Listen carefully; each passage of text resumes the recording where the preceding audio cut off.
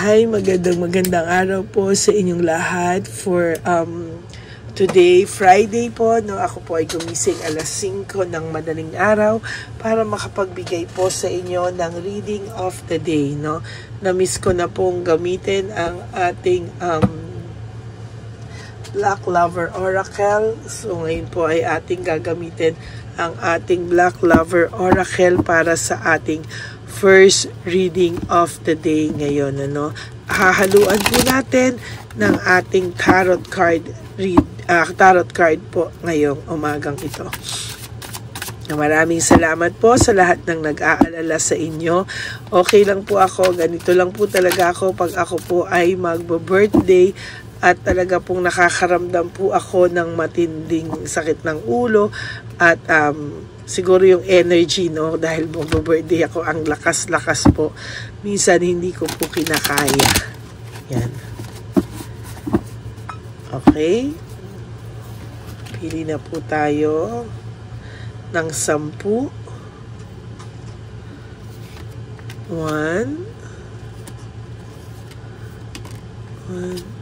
2, 3, 4, 5, 6, 7, 8, 9, and 10. Huwag niyo po i-skip to, ha? Dito po tayo kumukuha ng energy.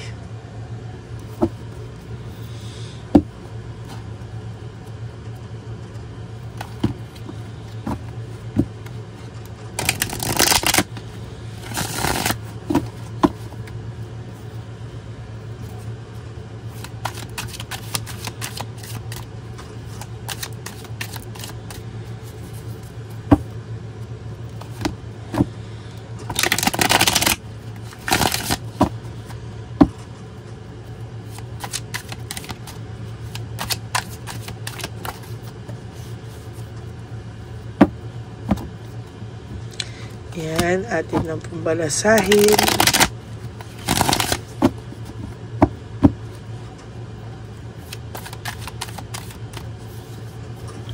Okay, pili na po tayo ng 10. Sige, lagyan ko rin po kayo ulit ng wishing incenso. Pero please, wala pong mag-wish ng anything bad, no? Wala pong mag-wish. Kahapon, meron po ako naramdaman na mag-wish ng bad. So, ngayon po, para po sa inyong lahat,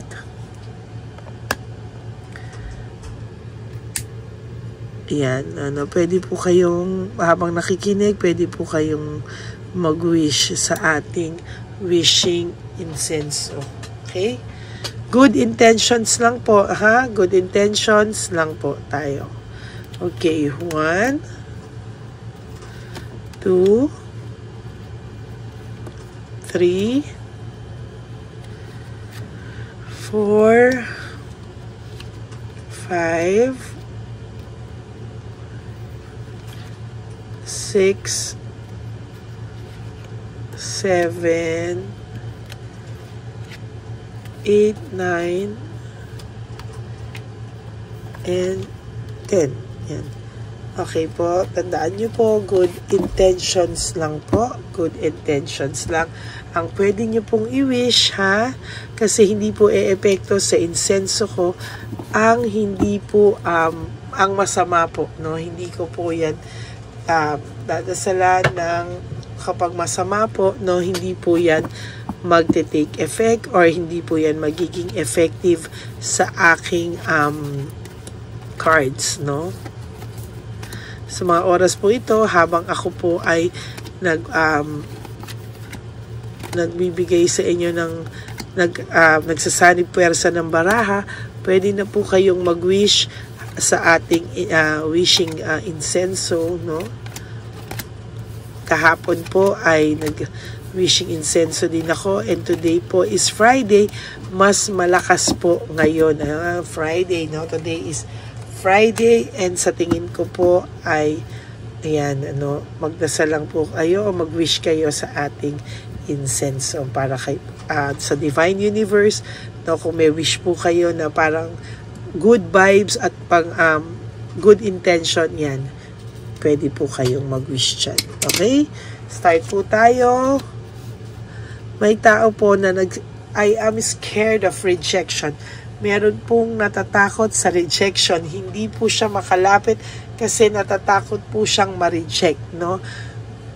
Hindi siya makalapit sa iyo kahit gusto niya pong lumapit sa iyo because he or she is afraid of rejection.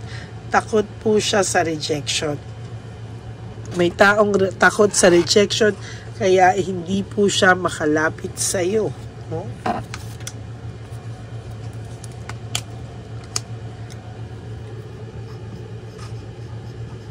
Takot siya sa rejection.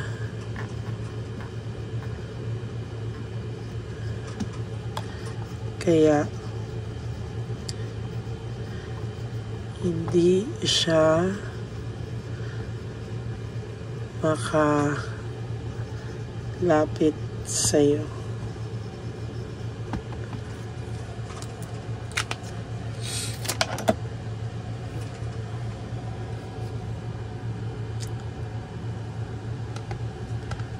Okay, yan po, no?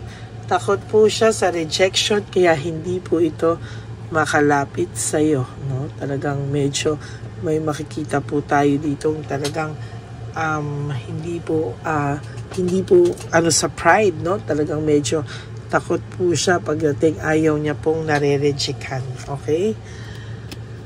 Curious po ang taong ito kung ano po ang laman ng puso at isipan mo sa ngayon. Hindi niya po alam kung ano daw po ang laman ng isip mo, ano daw po ba ang nangyayari sa iyo. Hindi niya po alam kung papaano daw siya makakalapit sa iyo, no? Iniisip niya lang po, ano kaya ang nangyayari dito sa taong ito ngayon? Galit pa kaya siya sa akin? Ano kaya ang feelings niya sa akin? Napatawad na ba niya ako, no? Takot po ito, no? Hindi niya po talaga alam, no? Ayaw niya talagang, wala siyang alam kung ano ang nararamdaman mo talaga, kung talagang ikaw ba'y napatawad mo na siya o galit ka pa sa kanya. Hindi niya ngayon ang sinasabi ko, hindi niya po alam kung ano po ang kanyang gagawin, saan siya magsisimula, ano yung kanyang gagawin. Ayan, ano?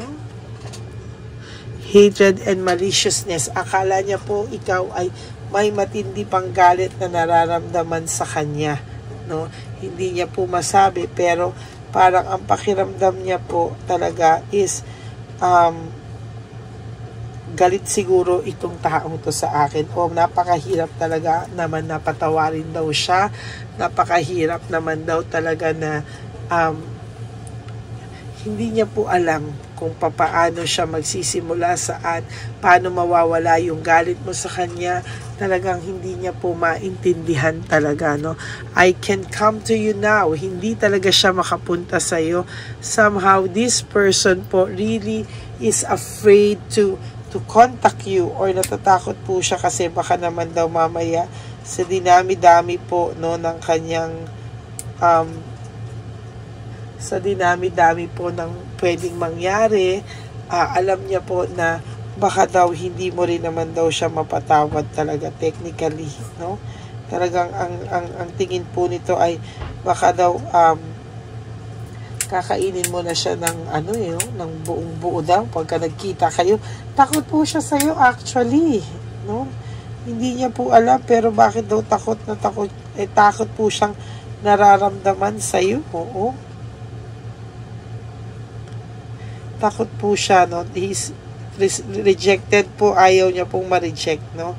Meron po siyang nararamdaman na parang ang pakiramdam niya, hindi niya po kakayanin pag na-reject siya.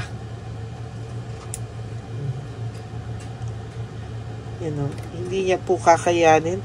Talagang naguguluhan po ito at lalo po siyang maguguluhan sa mga susunod na araw ng buhay niya, no?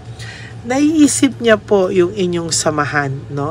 teamwork, collaboration nyo, yung suporta mo sa kanya, palagi niya pong naiisip, lately, recently, parang ang pakiramdam niya po hindi niya po alam bakit daw po namimiss ka ng taong ito, no? Bakit po lagi kanyang naiisip ngayon, at sa nakikita ko po dito ay talagang medyo may kahinaan siya, no?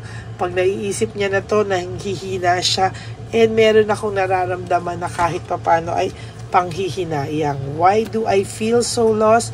Lost na lost po siya ngayon, no? Gulong-gulo po siya, at sa totoo lang, malungkot po ang taong ito sa ngayon. Ang pinapakita niya po is happy siya, pinapakita niya po is somehow okay siya, pero the truth is hindi po siya okay.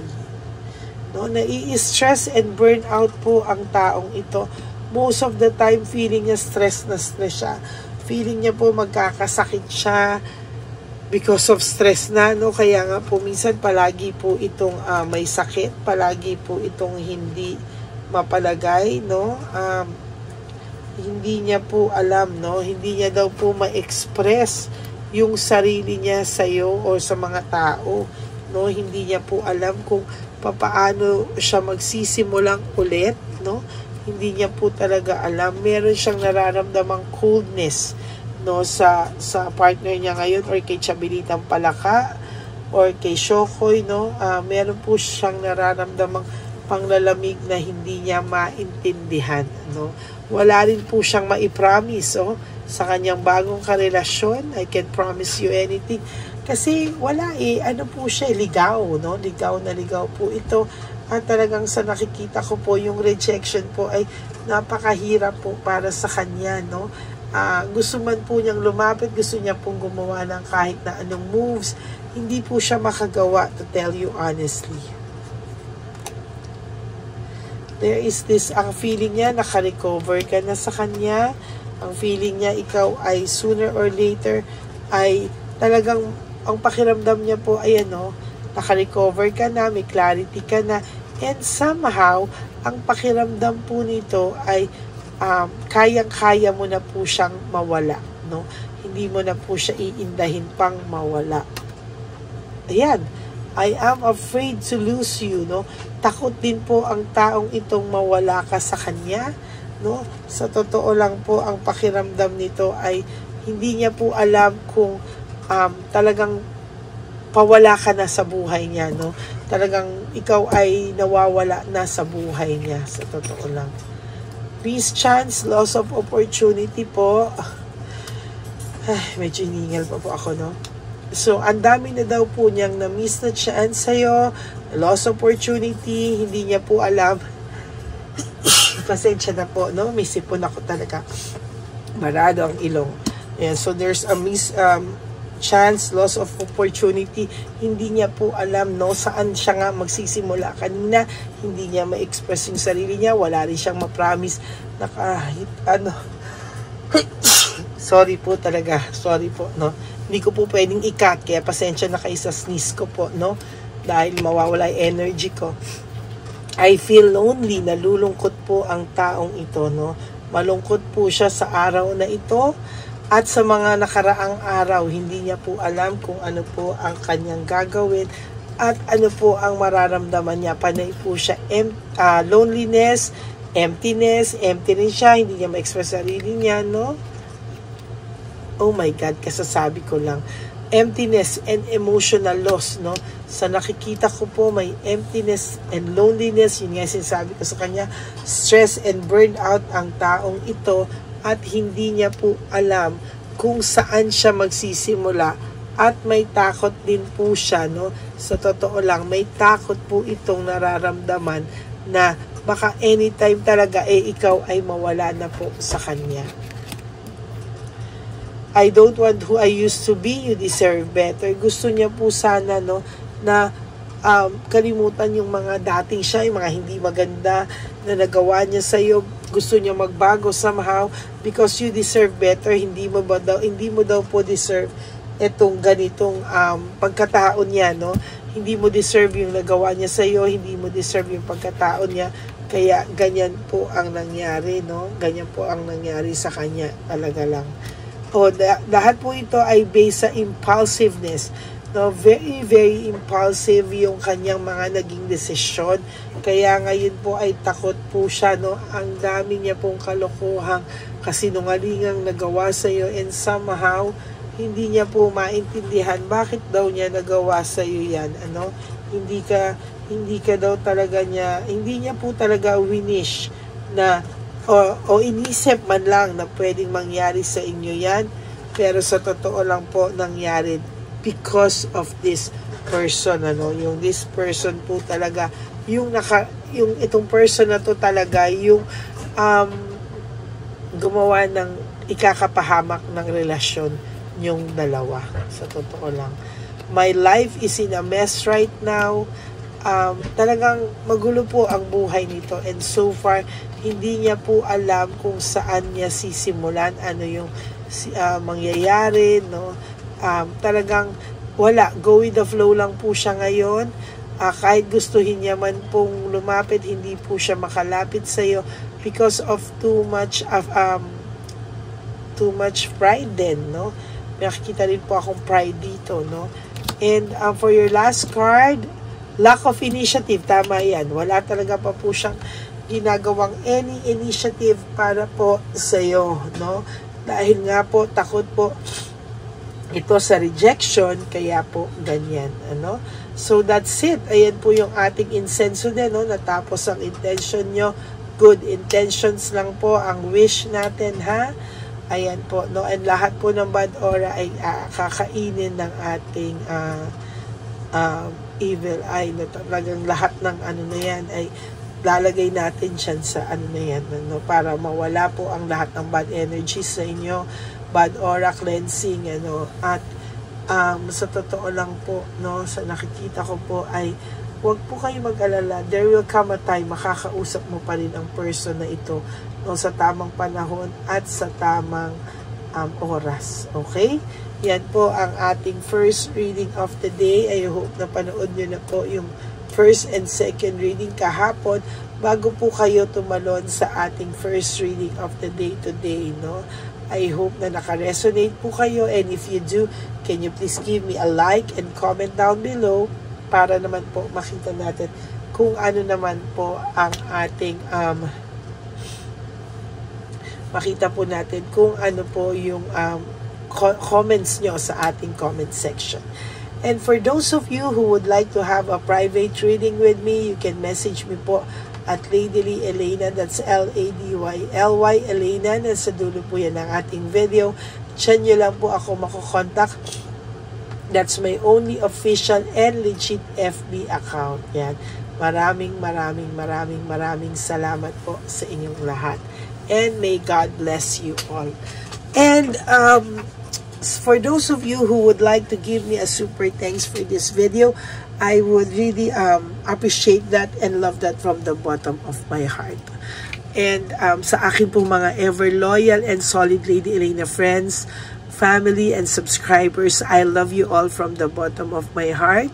Kahit masama po ang pakiramdam ko o kahit nasan po akong panig ng daigdig, ako po ay magbibigay po sa inyo ng first reading of the day or second reading of the day, nasaan man po akong lupalop.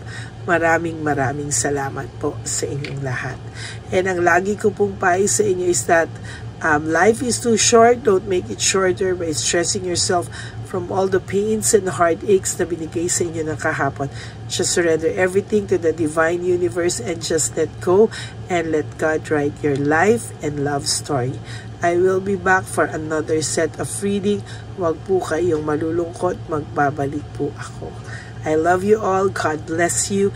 And live one day at a time, no? You do 3 things that will make you happy for today. Kalimutan nyo muna po yung mga darating na okasyon sa inyo. Just focus on today and do 3 things that will make you happy and make you busier today.